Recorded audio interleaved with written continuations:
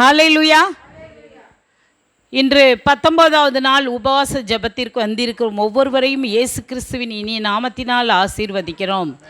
ஆமேன், ஆமேன். சரி, இன்னைக்கு என்ன புக்கு பார்க்க போகிறோம்? 2 தீமோத்தேயு. கொஞ்சம் வேகமாக தான் போவேன், சரியா? சரி, பவுல் சிறையில் இருக்கார். பவுல் சிறையில் இருக்கார். அந்த சிறை அறை எப்படி இருக்குன்னா இருளாக இருக்கிறது, குளிர்ந்து போய் இருக்கிறது. அவருக்கு வயசும் ஆயிருக்கு. குளிரில் எப்படி இருப்பார்? அது எப்படி அந்த சிறைகள் ரோம் நகரத்தில் கட்டப்பட்டிருக்கோன்னா, வீட்டு சிறையில் இருந்திருந்தா கூட பரவாயில்ல, ஒரு தடவை இருந்தார்ல. இப்போ அந்த அது என்ன சொல்லுவாங்க, பாறைகள் இருக்குல்ல, பாறைகளுக்குள்ளே கட்டப்பட்ட சிறை. பாறையே குளிரும், அதுக்குள்ளே சிறை மாதிரி கட்டி அவங்கள கொண்டு உள்ள அறையில், அதுவும் வெளியறையில் இல்லை, உள்ள அறையில். அப்போ அந்த அறை எப்படி இருக்கும்? அதை மேமர்டைன் சிறை அப்படின்னு ரோம் நகரத்தில் மேமர்டைன் சிறைன்னு சொல்கிறாங்க. அதை யூடியூப்பில் நீங்கள் போட்டு பார்த்தீங்கன்னா பாருங்கள், நானும் பார்த்தேன். அது ஒரு இருளா அப்படி குளிர்ச்சியாக இருக்குமா. அப்போது வயசாகுதுன்னு வச்சுக்கோங்க, ஓயாமல் அவரை கல் எடுத்து அடிச்சிருக்காங்க, வாரனால அடிச்சிருக்காங்க, ரொம்ப கஷ்டப்பட்டுருக்காரு. அப்போ அவர் உடம்பு என்னவா இருக்கும்? தள்ளாடி போயிருக்கோம்ல, கை கால்லாம் தள்ளாட்டம் கொடுத்துருக்கோம். என்ன, முதல் சிறையிருப்பில் விடுதலை ஆனார், 2வது சிறையிருப்பில் மறுபடியும் உள்ளே தூக்கி போட்டாங்க. கொடுமையான தனிமை சிறை. அவ்வளோ வாழ்க்கையில் ஒரு இறுதி பகுதிக்கு அவர் வந்துட்டார், சரியா?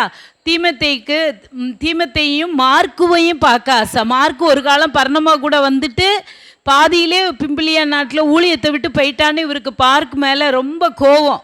ஆனால் மார்க்கு எனக்கு நல்ல ஒத்தாசையாக இருந்தான் அப்படின்னு சொல்லி அந்த மனசில் இருந்த வெறுப்பை எடுத்து போட்டு மார்க்கை சேர்த்துக்கிட்டாரு. இப்போ சொல்கிறாரு தீமோத்தேயுவே, உன்னையும் மார்க்கையும் பார்க்கறதுக்கு ஆசை. சிலவங்களுக்கு கடைசி காலங்களில் நிறைய ஆசை இருக்கும். அதேமாதிரி அவர் சொல்கிறாரு. நீ எனக்கு கொண்டு வர வேண்டிய பொருள் என்ன தீமோத்தேயு அப்படின்னு சொல்கிறாரு. மேலே இங்கே எனக்கு வேணும், குளிர் தாங்க முடியல, நீ என்னை சீக்கிரமாக குளிர்காலம் வர்றதுக்குள்ளே, அதாவது ரொம்ப மழைக்காலம் வர்றதுக்குள்ளே என்னையை பார்க்க ஜாக்கிரதைப்படு, சீக்கிரம் வா அப்படின்னா. அவனும் கப்பலில் வரணும்னு வச்சுக்கோங்களேன்.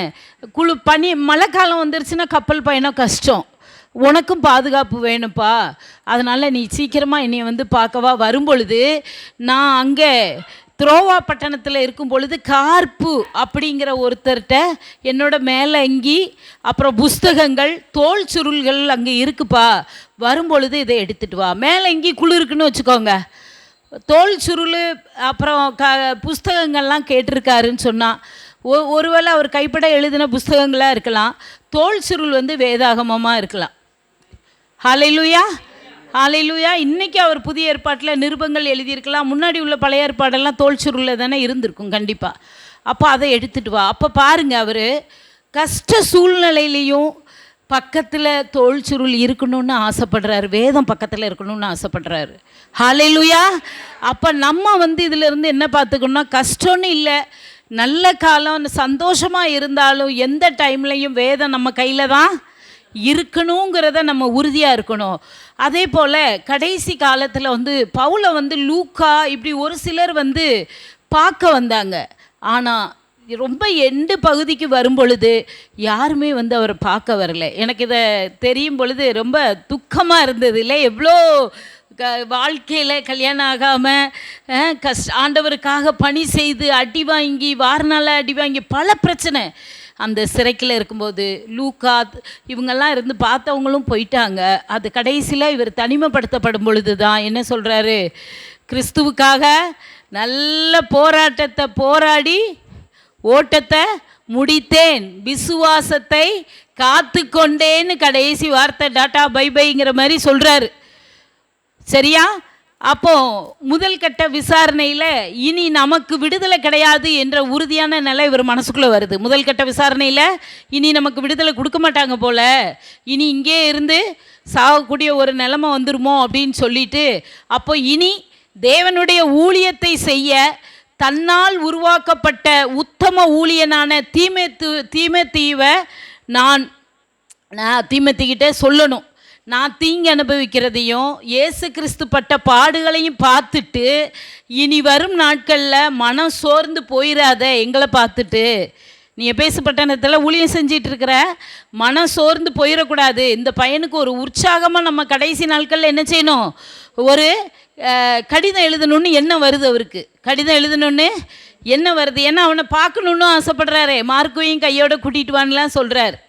அப்போது எபேசு பட்டணத்தில் தங்கியிருந்து சபையை பார்த்துக்கிட்டு இருந்த தீமோத்தேயுக்கு எழுதின நிருபந்தான் 2வது தீமோத்தேயு. ஹல்லேலூயா. நமக்கு தெரியணும்ல, எந்த சூழ்நிலையில், எந்த பின்னணியத்தில், எவ்வளோ கஷ்டத்தில் எழுதியிருப்பாங்கங்கிறது நமக்கு தெரியல. சும்மா எடுக்கிறோம், வாசிக்கிறோம். கஷ்டம் தெரிஞ்சாதாங்க அதை படிக்கிறதுக்கு மனசு பாரப்பட்டு படிக்கும். ஹல்லேலூயா. என்னென்ன கஷ்டப்பட்டிருப்பாங்கன்னு சொல்லிட்டு. அப்போ தீமோத்தேயுவை ஒரு கடினமான வேலைக்கு ஆயத்தம் பண்ணும்படியாகவும், சோதனையில் சோர்ந்து போகாத படிக்க அவனை உற்சாகப்படுத்தணும்னு இது எழுதப்படுகிறது. கருப்பொருள் என்ன, இதோட கருப்பொருள் 2 தீமோத்தேயுன்னா, கிறிஸ்தவர்கள் உபத்திரவத்தின் போதும் ஆரோக்கியமான உபதேசத்திற்கு உண்மையாக இருக்கணும். கிறிஸ்தவர்கள் எப்படி இருக்கணும், எவ்வளோ கஷ்டம் நமக்கு வந்தாலும் ஆரோக்கிய உபதேசத்தில் என்ன செய்யணும், உண்மையாக இருக்கணும். வாசனத்தை விட்டு விலகி போயிடக்கூடாது, உபதேசத்தை விட்டு விலகி போயிடக்கூடாது. மற்றும் தீமோத்தேயுவே, உன் ஊழியத்தை நீ நிறைவேற்று அப்படின்னு சொல்லி இதில் கருத்து வச்சு எழுதுறார். ஹல்லேலூயா. சரி, தீமோத்தேயுவே 1வது அதிகாரத்தில் என்ன இருக்குன்னு சொல்லிடுறேன். தீமோத்தேயுவே, ஒப்புவிக்கப்பட்ட பொக்கிஷத்தை காத்துக்கொள், உண்மையுடன் நிலைத்திருத்தல் உத்தமம். என்ன சொல்லி கொடுக்காரு, தீமோத்தேயுவே ஒப்புவிக்கப்பட்ட பொக்கிஷத்தை காத்துக்கொள், உண்மையுடன் நிலைத்திருத்தல் உத்தமம். 1ஆம் அதிகாரம் 2 தீமோத்தேயு 1ஆம் அதிகாரம் 14வது வசனம். உன்னிடத்தில் ஒப்புவிக்கப்பட்ட அந்த நற்பொருளை நமக்குள்ளே வாசம் பண்ணுகிற பரிசுத்த ஆவியினாலே. என்னத்தை ஒப்புவிக்கப்பட்டிருக்க, கையில் என்ன உன்னிட்ட ஒரு பொக்கிஷத்தை கொடுத்துருக்குப்பா, அதை நீ பரிசுத்த ஆவியினால தான் காத்துக்கொள்ள முடியும், உன்னால் காத்துக்கொள்ள முடியாது. பரிசுத்த ஆவி உன்னை விட்டு போயிடக்கூடாது. அவர் தான் உனக்குள்ள அந்த பொக்கிஷத்தை காத்துக்குவார். என்ன பொக்கிஷம், பரிசுத்த ஆவியானவர் உனக்குள்ள இருக்கார், அவர் தான் காத்துக்குவார். ஆனால் ஒப்புவிக்கப்பட்ட பொக்கிஷம் வந்து உண்மையான சுவிசேஷம், ஆண்டவரை குறித்து, இயேசு கிறிஸ்துவை குறித்து சொல்லப்பட்ட சுவிசேஷம், வார்த்தைகள் எல்லாம் நற்பொருள், நற்போதகம், இந்த உபதேசங்கள், இதை நீ காத்துக்கொள், பொக்கிஷமாக காத்துக்கொள், உன்ட்ட ஒப்படைச்சதை பத்திரமா பார்த்துக்கோன்னு சொல்கிறது 1வது அதிகாரம். 2வது அதிகாரம், தீமோத்தேயுவே, துன்பங்களை பொறுமையோடு சகித்துக்கொள், துன்பங்களை பொறுமையோடு சகித்துக்கொள். ஏன்னா அவன் ஒரு போதகன். தீமோத்தேயு யாரு, மக்களை, சபையில் மக்களை வழி நடத்துகிற போதகன். அதனால் உனக்கு துன்பம் சபையில் ஊழியத்தின் நிமித்தம் வந்தால் பொறுமையோட சகிச்சுக்கோ. ஊழியத்தில் கடின உழைப்பு உண்டு. ஊழியத்தில் இந்த வெளியே போய் சம்பளத்துக்காக வேலை பார்க்குறாங்கல்ல, கடினமாக உழைச்சா அவங்களுக்கு காசு, ஓவர் டைம் பார்த்தா காசு. ஆனால் இங்கே நீ கடினமாக உழைக்கணும் ஊழியத்தில்ன்னு சொல்கிறாரு. அப்போ என்ன, பைபிளை கீழே வச்சு எந்திரிக்கிற வேலையா? அப்படி கிடையாது. வேத வசனத்தில் வாசிக்கிறதுல தேர்ச்சி பெற்றவனாக இருக்கணும். அப்போ பல முறை நீ வாசிக்கணும், பல முறை, 1000 தடவை இல்லை 2000 தடவைனாலும் வேதத்தை நீ அப்படியே படித்து ஆகணும். படித்தாதான் ஊழியத்தில் வெளியே போய் எல்லார்ட்டையும் சத்தியத்தை சத்தியத்தின்படி போதிக்க முடியும். ஹல்லேலூயா. இதுக்கு ஆண்டவர் பரிசு கொடுக்காமலாம் இருப்பார். உலக வேலைக்கே சம்பளம் கிடைக்க சொல்ல, ஆண்டவருடைய வேலையை செய்யும் பொழுது இவ்வளோ கஷ்டப்பட்டு பாரப்பட்டு அதை நம்ம இருதயத்தில் எழுதி எந்த இடத்துல யாருக்கு என்ன வார்த்தை கொடுக்கணும் அப்படி கொடுக்கும் பொழுது அந்த வார்த்தை அவங்கள காயப்படுத்தி கீழே தள்ளிடக்கூடாது. ஏற்ற சமயத்தில் சொன்ன வார்த்தை பொன் தட்டில் வச்ச பழங்களை போல் இருக்கு இல்லையா? அவங்களுக்கு எந்த நேரத்தில் எது தேவைப்படும், இந்த வாயிலிருந்து வருகிற வார்த்தை அவங்கள தாங்குகிற விதத்தில் தாங்கணும். காயப்பட்டிருந்தா கட்டணும், தவறு செஞ்சிருந்தா கண்டித்து உணர்த்தணும். அந்த மாதிரி வார்த்தைகள் ஒன்ட்டு இருக்கணும். அதுதான் அந்த உழைப்பு, கடின உழைப்பு, வாசிப்பதில் தேர்ச்சி. 3வது, தீமோத்தேயுவே, கிறிஸ்துவுக்குள் தொடர்ந்து முன்னேறு.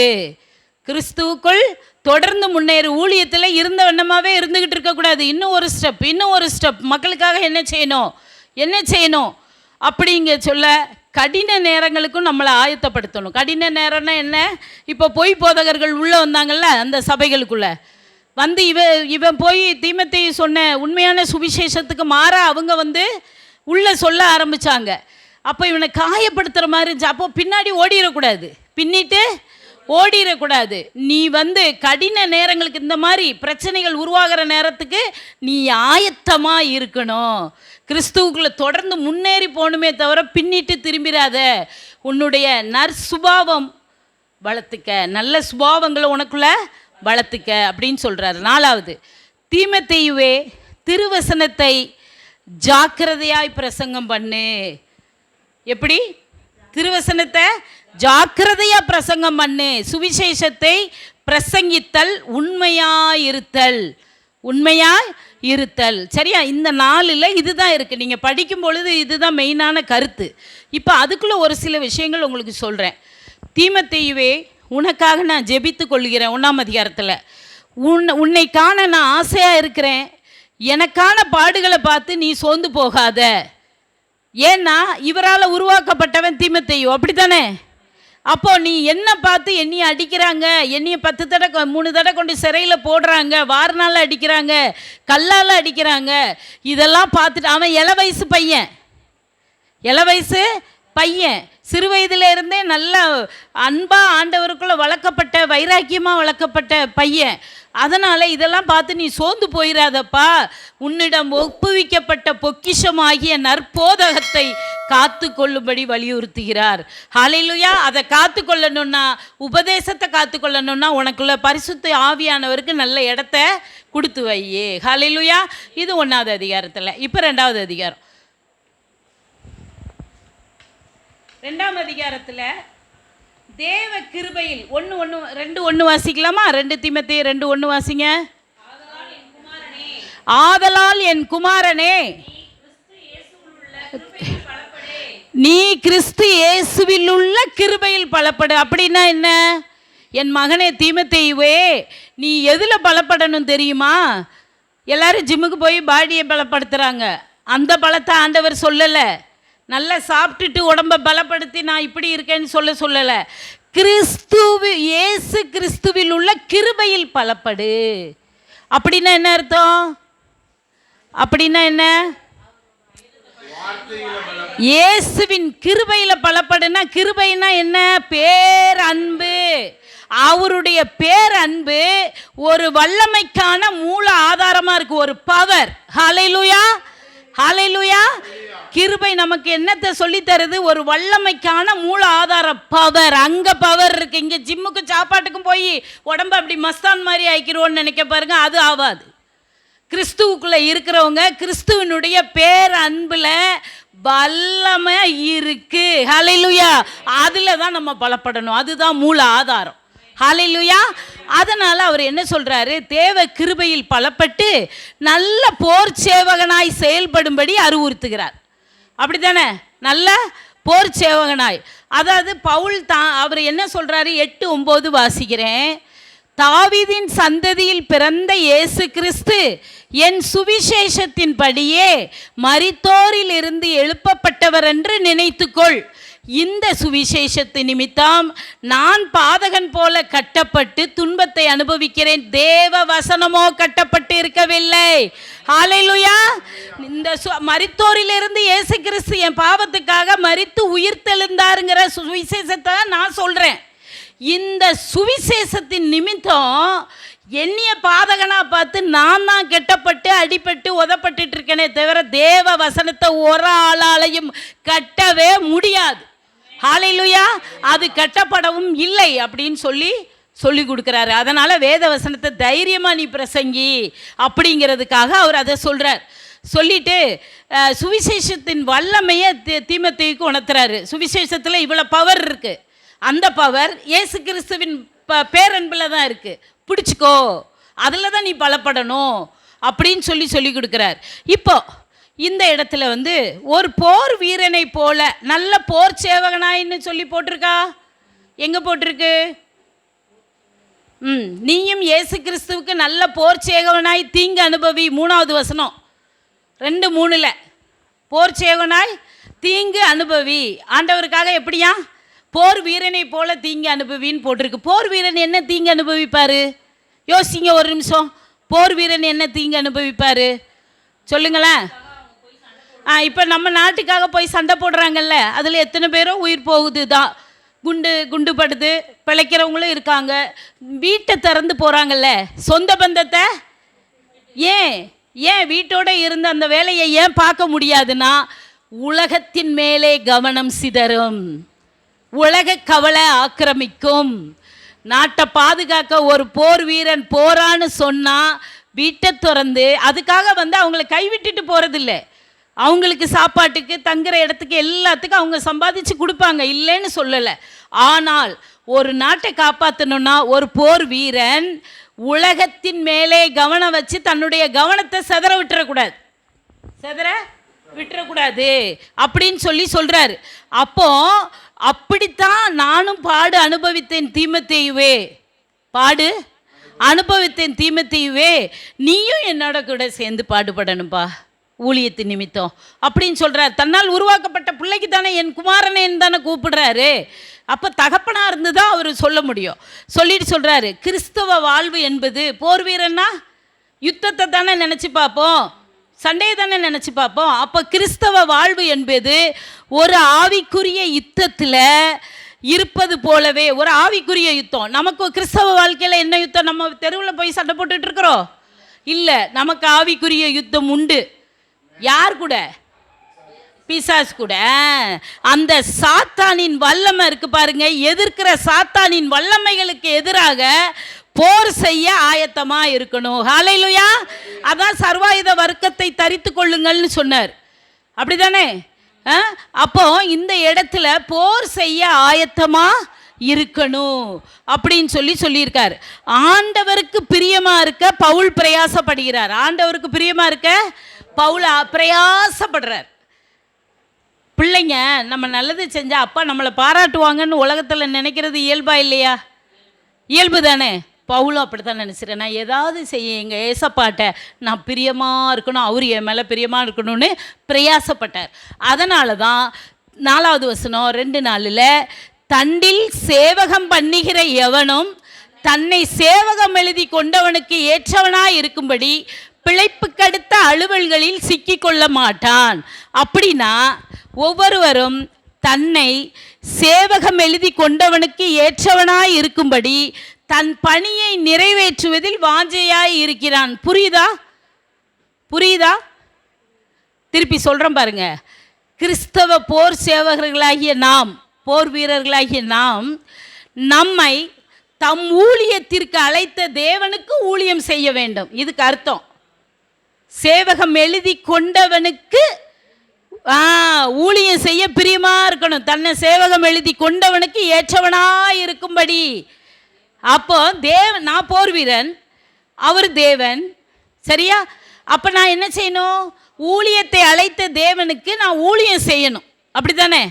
அப்போ ஊழியம் செய்ய வந்துட்டு என்னோட தேவைகள்லையும் என்னோட ஆசைகள்லையும் வாஞ்சைகள்லையும் நான் சிக்கிக்கொண்டு கவனத்தை செதற விடக்கூடாது. அதனால தான் நீ போர் சேவகனை போல தீங்கு அனுபவி. உலகம் மேலே கவனம் வச்சு உன் கவனத்தை செதற விட்டுறாத. ஆவிக்குரிய யுத்தத்தில் நீ ஜெயிக்கணும் அப்படின்னு சொல்லித்தார். ஹல்லேலூயா. அப்போ தேவ பணியிலும் அவர் ராஜ்யத்திற்கும் உண்மை உள்ளவர்களாக இருக்கணும். ஹல்லேலூயா. சரி, அடுத்து 2:5 பாருங்க.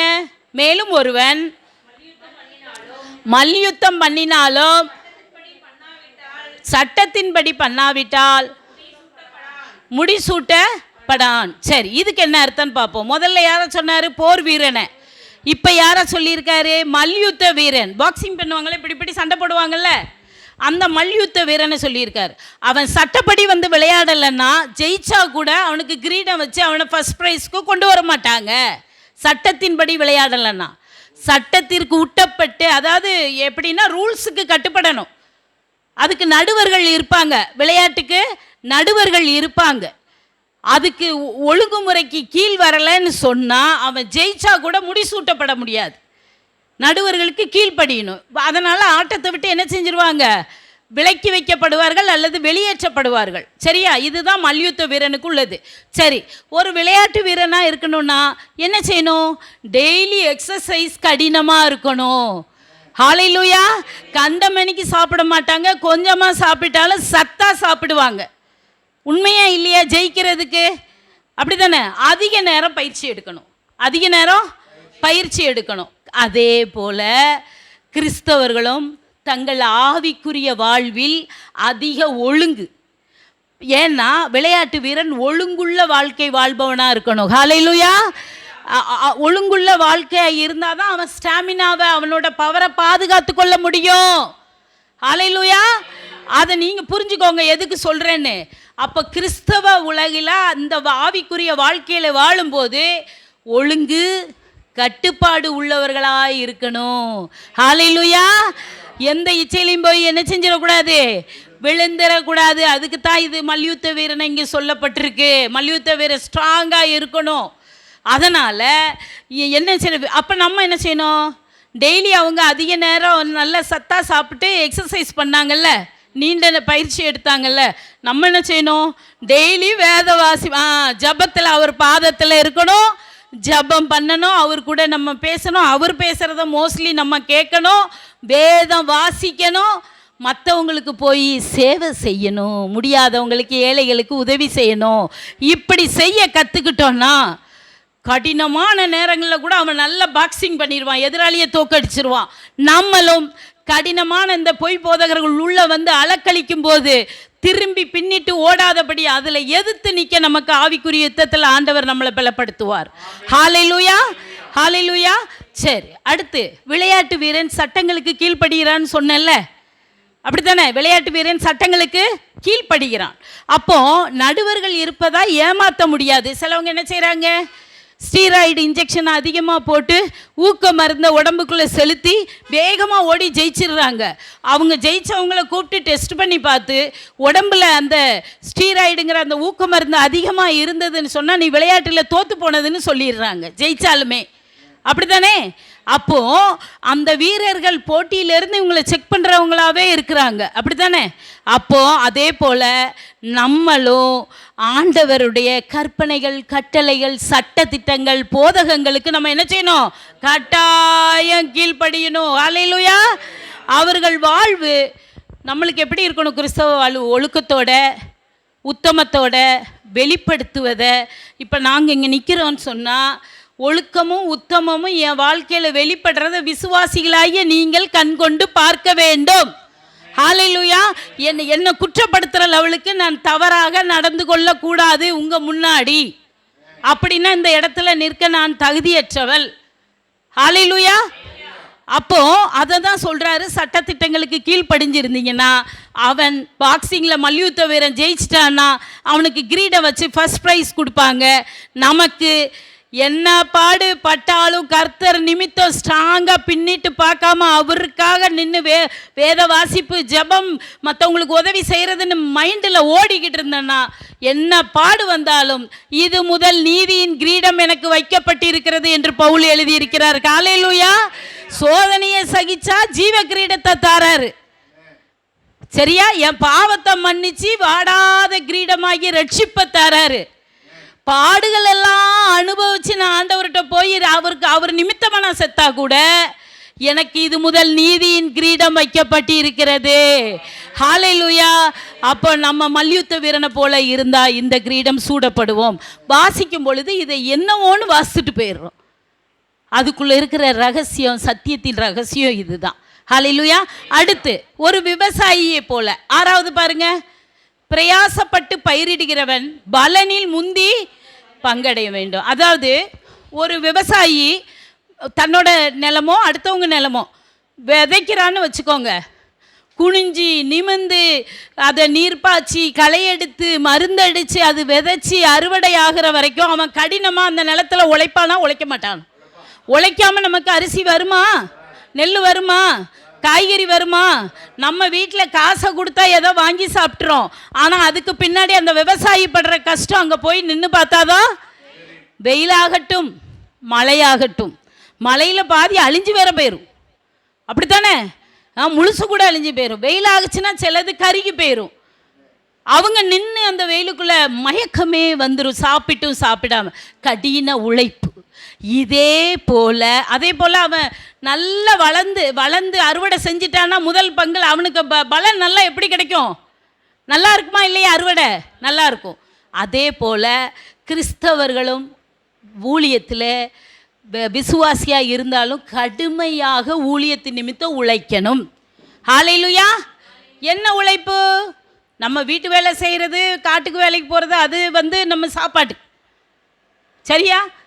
அவர் என்ன சொல்லித்தராருன்னா, எந்த உழைப்புக்காகன்னா ஆத்ம ஆதாயத்திற்காக நம்ம உழைக்கிற உழைப்பு கடின உழைப்பாக இருக்கணும். ஹல்லேலூயா. ஒரு ஆளை கொண்டு வர்றதே அக்கறை எடுத்துக்க மாட்டேங்கிறோம். ஆண்டவர் சொல்கிறாரு, அறுவடை செய்யணும்னு சொன்னால் சோம்பேறியாக இருந்துராத. விவசாயி சோம்பேறியாக இருக்கிறது இல்லை. மற்றவர்களுக்கு சேவை செய்யணுன்னாலும் அதில் தேர்ச்சி பெற்றிருந்தா தான் செய்ய முடியும். ஹல்லேலூயா. அப்போ அந்த தேர்ச்சியை பெறணும்னா கடினமாக நம்ம உழைக்கணும். நாம் செய்கிற சேவையின் அறுவடையை பொறுத்து நம்ம ஊழியத்துக்கு ஆண்டவர் கிஃப்ட் தருவார், பரிசு தருவார். ஹல்லேலூயா. கண்டிப்பாக பரிசு உண்டு. நான் எங்கள் வீட்டுக்காரரும் பெற்றுக்கிட்டே தான் இருக்கோம். ஹல்லேலூயா. ஒரு ஆத்மா அறுவடையானா கூட பரலோகம் சந்தோஷப்படும். நாங்கள் 2 பேரும் அவ்வளோ சந்தோஷப்படுறோம். ஹல்லேலூயா. ஒருத்தருக்கு கிறிஸ்துவுக்குள்ள வழி நடத்துறது சாதாரண விஷயம் இல்லை.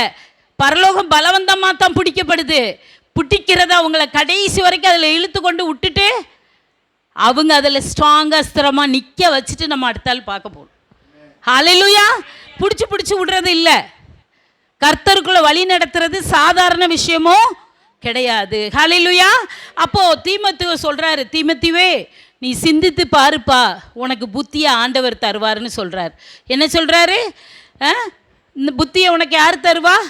ஆண்டவர் தருவார் அப்படின்னு சொல்லிட்டு அவர் சொல்கிறாரு. இந்த வார்த்தை 11 பாருங்க. உண்மை உள்ளது என்னவெனில், அவரோடே கூட மரித்தோமானால் அவரோடே கூட பிழைத்திருப்போம், அவரோட கூட பாடுகளை சகித்தோமானால் அவரோட கூட ஆளுகைக்கும் என்ன செய்வோம்? ஆளுகை செய்வோம். நாம் அவரை மறுதலித்தால் அவரும் நம்மை மறுதலிப்பார். நாம் உண்மை இல்லாதவர்களாய் இருந்தும் அவர் உண்மை உள்ளவராக இருந்தார்.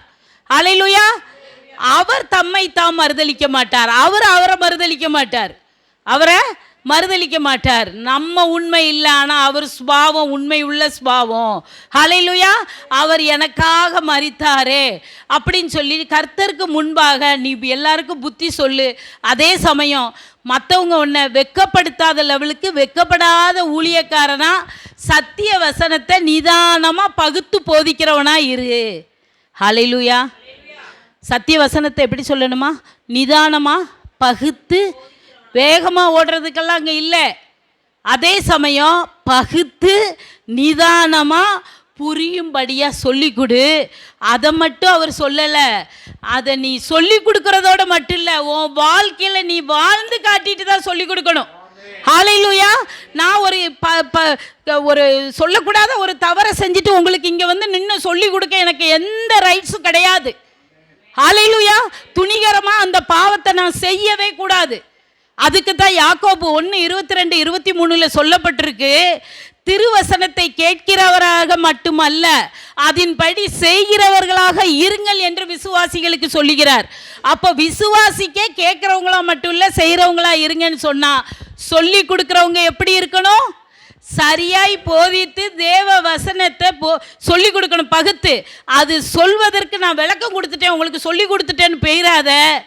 அதை வாழ்க்கையில் முதல்ல நீ பயன்படுத்தி பாரு, நீ பயிற்சி பண்ணி பாரு. ஹல்லேலூயா. சொல்லப்பட்ட வார்த்தைகளை உன் வாழ்க்கையில் நீ ட்ரைனிங் எடு அப்படின்னு சொல்கிறாரு. சரி, அடுத்து 2:19 சொல்லப்படுது, ஒரு வீடு இருந்தது. அந்த வீட்டில் வெள்ளியும் பொண்ணுமான கனத்திற்குரிய பாத்திரங்களும் இருந்துச்சான். அப்புறம் மரத்தினாலானதும் மண்ணினாலான கனவீன பாத்திரங்களும் இருந்துச்சான். அதை இவர் உதாரணமாக சொல்கிறார். அது எதுக்கு அப்படின்னா, கனத்திற்குரிய பாத்திரம் என்னதுன்னா, பொண்ணு வெள்ளியும் இருக்குல்ல, அது ஸ்ட்ராங்கான உலோகம். மரமும் மண்ணும் எப்படி இருக்கும்? மண்ணினால் செய்யப்பட்டதும் மரத்தினால் செய்யப்பட்டதும் ஸ்ட்ராங்காலாம் இருக்காது. உலோகம் ஸ்ட்ராங்கு. அப்போ ஒரு வீட்டில் இது ரெண்டுமே இருக்குன்னா, ஒன்று கனத்திற்குரியது, ஒன்று கனவீனத்திற்குரியது. கனத்திற்குரியதை எதை பவுல் சொல்கிறாருன்னா, தேவனுடைய சத்தியத்துக்கு தங்களை ஒப்பு கொடுத்து உண்மையாய் நிற்கிற விசுவாசிகளை தான் கனமுள்ள பாத்திரம்னு சொல்கிறாரு. ஹல்லேலூயா. தேவனுடைய சத்தியத்துக்கு தன்னை ஒப்பு கொடுத்து உண்மையாக நிற்கணுமா, அப்போ நம்ம கனமுள்ள பாத்திரம். ஹல்லேலூயா. இந்த உலோக பாத்திரம் போல நம்ம ஆண்டவருக்காக அர்ப்பணித்து நிற்கிறது நம்மளை நீடித்து நிற்க நிலைத்து உதவும். ஹல்லேலூயா. பின்னிட்டு ஓட மாட்டோம், ஆண்டவருக்குள்ள ஸ்ட்ராங்காக இருப்போம். கனவீனமானது 2:20 சொல்லப்பட்டிருக்கு. அப்போ அது தரம் குறைந்தவை, அவை தரம் குறைந்தவை. மண்ணை கீழே போட்டால் என்ன ஆகும்? மண் என்ன ஆகும்? மண்பானை உடஞ்சி போயிடும்னு வச்சுக்கோங்க. பாத்திரம் மரத்தால் செஞ்சுருந்தீங்கன்னா கொஞ்ச நாளில் உளுத்து போயிடும். ரைட்டு தானே? அரிச்சு போயிடும். பூச்சி போய் கரையாக உட்காந்துன்னா அரிச்சு போயிடும். தரம் குறைந்தவை, இது எளிதில் உடஞ்சி போயிடும். இது என்ன தெரியுமா? கள்ள உபதேசத்தை பொய்யா பிரசங்கம் பண்ணுறாங்கல்ல, அதை கேட்டுக்கிட்டு அதை ஃபாலோ பண்ணுறவங்க தரம் குறைஞ்ச பாத்திரம் மாதிரி இருக்காங்க. பாலியத்துக்குரிய இச்சையை விட்டு விலகி ஓடி நீதியை, பரிசுத்த வாழ்வோட நீதியை நோக்கி ஓடணும். அதாவது இவங்கெல்லாம் எப்படிப்பட்டவங்களா இருக்காங்க? கள்ள போதகத்தை கேட்டுவிட்டு பாதியிலே ஓடிடுவாங்க. ஆண்டவரை விட்டு என்ன செஞ்சிருவாங்க? விலகி போயிடுவாங்க. அவங்க ஸ்ட்ராங்காக நிற்கிறாங்க. கிறிஸ்துவ சத்தியத்துக்கு ஒப்பு கொடுத்து நிற்கிறதுனால அதுக்கு கிஃப்ட்டு உண்டு. இவங்க அந்த பரிசையே இழந்து போயிடுவாங்க. பரிசுத்த வாழ்வு இவங்க வாழ முடியாது. அதுக்கு தான் அவர் சொல்கிறாரு 2:22 பாலியத்துக்குரிய இச்சையை விட்டு விலகி ஓடி நீதியை நோக்கி ஓடி பரிசுத்த வாழ்வு வாழணுமா. எப்படி இருக்கணும்? பாலியத்துக்குள்ள இச்சை இருக்கும்ல, மனுஷனுக்கு மாம்ச இச்சை, இதை விட்டு விலகி ஓடு, நீதியை நோக்கி ஓடு, கிறிஸ்துவை நோக்கி ஓடு, பரிசுத்த வாழ்வோட வாழுன்னு சொல்லி கொடுக்குறாரு. சரியா? மொத்தத்தில் தங்களை விட மேலான ஒன்றுக்காக இப்போ யாரெல்லாம் பார்த்தோம்? போர் சேவகர் பார்த்தோமா? தீங்க அனுபவிங்கன்னு சொன்னார். போர் சேவகரை போல, மல்யுத்த வீரனை போல சொல்லி கொடுத்தோம். 3வது என்னது? விவசாயி, மறக்கக்கூடாது. இந்த 3 பேரை போல அப்படின்னு சொல்லி தீங்க குறித்து சொன்னார். இயேசு கிறிஸ்துவும் ரோம பேரரசால் அடித்து என்ன துன்புறுத்தப்பட்டார்ல, சிலுவையில் ஏற்றப்பட்டார், அப்படி தானே? அப்போது இங்கே பவுலும் ரோம அரசாங்கத்தில் அந்த மர்மடை அந்த சிறையில் இருக்கார், கஷ்டப்படுறாரு, தலை வெட்டப்பட்டு தான் அவர் என்ன செய்கிறாரு? இங்கேயே குளிருக்குள்ளே நடுங்கிறேன், கம்பளி எடுத்துகிட்டு வாங்குறாரு. ஆனால் அவரை கூட்டிகிட்டு போய் ஒரு கட்டையோ கல்லு மேலேயோ தலையை வச்சு ஒரே வெட்டு. காரணம் என்னென்னா, அவர் அப்பா ரோம குடிமகனாக இருந்தார். ஆனால் அவர் இங்கே பெஞ்சமின் கோத்திரத்தில் பிறந்திருந்தாலும் அவர் சொல்லுவார், நான் ரோமனுக்கு ரோமன், யூதனுக்கு யூதன் எல்லாம் சொல்லுவார். ஆனால் ரோம பேரரசில் அவர் சாகும் பொழுது அவரை சிலுவையில் ரோம பேரரசு அடிக்க முடியாது. ரோம குடிமகனாக இருக்கிறதுனால தலையை ஒரே வெட்டணும். அதனால் அந்த கல்லில் சாட்சி வச்சு பவுலை வெட்டினாங்க. அப்போ அவர் சொல்கிறாரு, இயேசு கிறிஸ்துவும் பாடுபட்டார், நானும் பாடுபட்டேன். தீமோத்தேயு, நீ எங்களை பார்த்து பயந்துராத, பாடு, கிறிஸ்தவங்க அனுபவிக்கணும். மல்யுத்த வீரனை போல, யாரு? விவசாய போல, போர் வீரனை போல எந்த தீங்க நீ அனுபவிச்சா கூட மொத்தத்தில் தங்களை விட மேலான ஒன்றுக்காக அர்ப்பணித்தவர்கள் மேலான நோக்கத்திற்காக தியாகம் செய்யவும் சகிக்கவும் விருப்பம் உள்ளவர்களாக இருக்கணும். ஹல்லேலூயா. நம்மளை விட மேலான ஒரு காரியம்தான் இயேசு கிறிஸ்துங்கிற காரியம். ஈஸி இல்லை. பரலோகம் பலவந்தமாக தான் பிடிக்கப்பட்டது. அவர் தான் நம்மளை தேடி வந்தார். ஆனால் பிடிச்சிக்கிட்டு கடைசி வரைக்கும் பின்னிட்டு திரும்பாமல் ஓடாமல் அவருக்குள்ளே நிலைச்சி நிற்கணும். அதுக்கு தான் சொல்கிறார், அப்படி அர்ப்பணித்தவர்கள் மேலான நோக்கத்திற்காக தியாகம் செய்யவும் சகிக்கவும் விருப்பம் இருக்கணும் அப்படின்னு சொல்கிறாரு. அது 11 13 வரைக்கும் அந்த வாசனம் 2ஆம் அதிகாரத்தில் இருக்குது. சரியா? அடுத்து 3ஆம் அதிகாரம். 3ஆம் அதிகாரம் என்ன சொல்லித்தருது நமக்கு அப்படின்னு சொன்னால், கடைசி நாளில் நீங்கள் மனிதர்களின் நிலைமை எப்படி இருக்கும்? இந்த 3ஆம் அதிகாரம் ஃபுல்லாக நீங்கள் படிச்சுக்கோங்க. சரியா? கடைசி நாளில் தேவ பக்தியின் வேஷத்தை தரித்து 5வது வசனம் சொல்லு பாருங்க. அதாவது 4லே இருக்கு. அவங்க எப்படி இருப்பாங்க? சுவாவ அன்பில்லாதவங்களாக இருப்பாங்க, அவதூறு செய்வாங்க, இச்சையடக்கம் இருக்காது, கொடுமை உள்ளோராக இருப்பாங்க, நல்லோரை பகைப்பாங்க, துரோகியாக இருப்பாங்க, துணிகரம் இருக்கும், இருமாப்புள்ளவர்களாக இருப்பாங்க, தேவ பிரியராக இராமல் சுகபயோக பிரியராக இருப்பாங்க, தேவ பக்தியின் வேஷத்தை தரித்து அதன் பலனை மறுதளிக்கிறவர்கள், இப்படிப்பட்டவர்களை நீ விலகு. பாவங்களால் நிறைந்து இச்சைகளால் இல்புண்டு அப்படின்னு போட்டிருக்கு இல்லையா? இவங்க இன்னைக்கு இல்லை மோசேயே என்னையும் எம்ப்ரேயும் எதிர்த்து நின்னார்கள்னு இருக்கு. அது எங்கே இருக்குன்னா யாத்திராகமம் 7:11 இருக்கு. மோசேயே எதிர்த்து நின்னாங்க. அதே போல் இங்கேயும் தேவனுக்கு பிரியமாயிராமல் சுகபோக வாழ்க்கைக்கு ஆசைப்பட்டு இச்சைக்கு இஷ்டப்பட்டு ஓடி யார் சொன்னாலும் ஏன் இஷ்டம்னு நடந்து இப்படி வாழ்கிற ஜனங்களுக்கு நீ விலகி ஓடு. கடைசி காலங்களில் ஜனங்கள் இப்படி இருப்பாங்க. இதில் நீ என்ன செய்யணும்? கடைசி நாளில் நீ கற்றுக்கொண்டதில் நிச்சயத்தோடு நிலைத்திருன்னு சொல்கிறாரு. ஹல்லேலூயா. அதுதான் 3:1 5 வரைக்கும் இருக்கும். என்ன யார் யார் எப்படிப்பட்டவங்க என்னன்னு சொல்லுவாங்க. இப்படிப்பட்டவர்களை விட்டு விலகி நீ நிச்சயத்தோட ஆண்டவருக்குள்ளே நீ கற்றுக்கொண்டதில் நிலச்சிரு அப்படின்னு சொல்கிறாங்க. 4ஆம் அதிகாரம் 1-8 வரைக்கும் கட்டுக்கதைகளுக்கு செவி சாய்த்து விலகி ஓடும் காலம் வரும். பொய் போதகத்தை கேட்டு சீர்கெட்ட கிளவி பேச்சு மாதிரி பேசிக்கிட்டு இருப்பாங்க. அந்த பேச்சுகளுக்கு நீ இடம் கொடுத்து போகாத. அப்படி ஒரு காலம் வரும், விலகி ஓடுற காலம் வரும். திருவசனத்தை மிகவும் கவனமாக பிரசங்கம் பண்ணு என்கிறார். திருவசனத்தை எப்படி செய்யணும்? இப்போ நான் ஏதோ எனக்கு படித்தேன், என் மனித ஞானத்துக்கு ஏதோ உணர்ந்து நான் உங்களுக்கு பேசலாமா? இப்போ பவுல் அடிகள் இருந்த காலத்தில் நான் இருந்தேனா? அப்போ அவர் எந்த வருஷம் இறந்தார், எந்த வருஷம் சிசேரியா பட்டணத்தில் கொண்டு சிறை வைக்கப்பட்டார், எந்த வருஷம் ரோமாபுரி வீட்டு அறையில் வைக்கப்பட்டார், எப்போ மெர்மைடைன் சிறையில் கொண்டு வைக்கப்பட்டார், பிம்பிளியா நகரத்துக்கு எப்போ பர்னபாவோட இப்போ மிஷினரி பயணம் போனார், 2வது மிஷினரி பயணம், இதெல்லாம் என் மனித ஞானத்திலேயே நான் பேச முடியும்? தேடணும். அந்த காலத்தில் எழுதி வைக்கப்பட்ட பின்னணிய புத்தகத்தெல்லாம் போய் என்ன செய்யணும்? இந்த மாதிரி விஷயங்களை தேடணும். தேடினாதான் அறுதியாக நான் சொல்ல முடியும். அப்படி தானே? கரெக்டாக சொல்லணும்ல, தப்பாக சொல்லக்கூடாது இல்லை? அப்போ அதுக்கு தான் சொல்கிறாரு, ஓ இஷ்டத்துக்கு நீ எதுவும் பண்ணிடாத, திருவசனத்தை மிகவும் கவனமாக பிரசங்கம் பண்ணு அப்படின்னு சொல்கிறார்.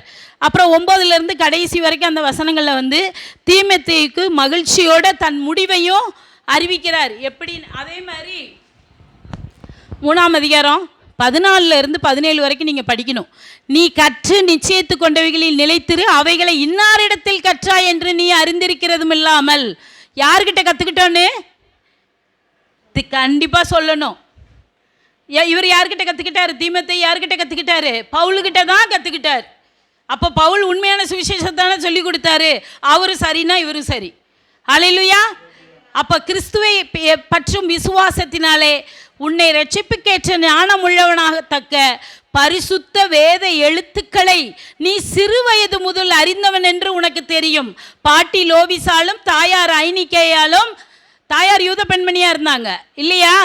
அப்போ உனக்கு அவங்க நல்ல சிறு வயதிலிருந்து தேவனுடைய வார்த்தைகளை எழுத்துக்களை சொல்லி கொடுத்தாங்க. உனக்கே தெரியும். வேத வாக்கியங்கள் எல்லாம் தேவ ஆவியானவரால் அருளப்பட்டு இருக்கிறது. தேவனுடைய மனுஷன் தேறினவனாக இருக்கணும்.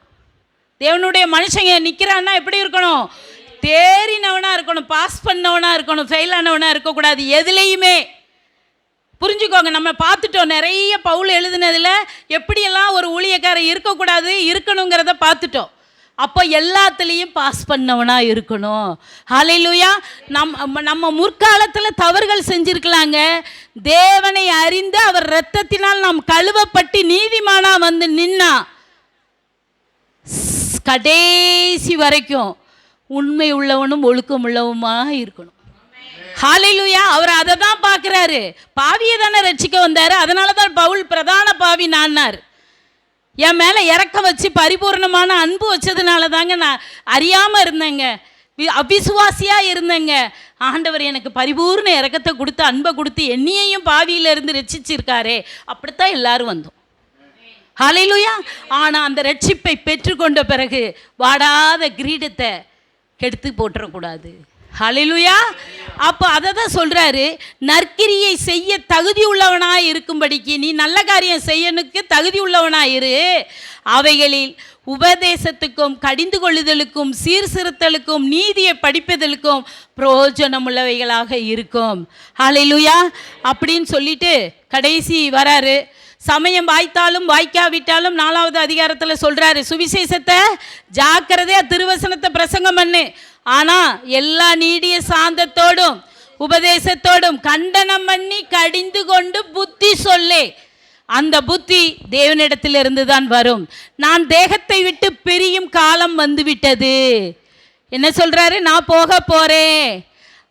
என்ன அன்னைக்கு நம்ம பார்த்தோம், ஆவியை ஒப்பு கொடுக்கறது அப்படி தானே? ஆண்டவர்கிட்ட ஆவியை நம்ம தான் ஒப்பு கொடுக்கணும், யாரும் நம்ம ஆவியை எடுத்துகிட்டு போகக்கூடாது. கரெக்டாக சொல்கிறாரு, நான் தேகத்தை விட்டு ஆண்டவர் அப்போ உணர்த்திட்டாரு, நீ என்னிடத்துல வரப்போறேன்னு உணர்த்திட்டாரு. தைரியமாக சொல்கிறாரு, நல்ல போராட்டத்தை போராடினேன், ஓட்டத்தை முடித்தேன், விசுவாசத்தை காத்துக்கொண்டேன், இது முதல் நீதியின் கிரீடம் எனக்காக வைக்கப்பட்டு இருக்கிறது. நீதியுள்ள நியாயாதிபதியாகிய கர்த்தர் எனக்கு அதை தந்தருளுவார். அந்நாளிலே கர்த்தர் எனக்கு மாத்திரமல்ல, அவர் பிரசன்னமாகுதல யாரெல்லாம் அந்த 2ஆம் வருகையை எதிர்பார்த்து காத்திருக்குமோ அத்தனை பேருக்கும் நீதியின் கிரீடத்தை கொடுத்திருக்கிறார். ஹல்லேலூயா. அதை சொல்லி அவர் மகிழ்ச்சியோடு அறிவிக்கிறார்.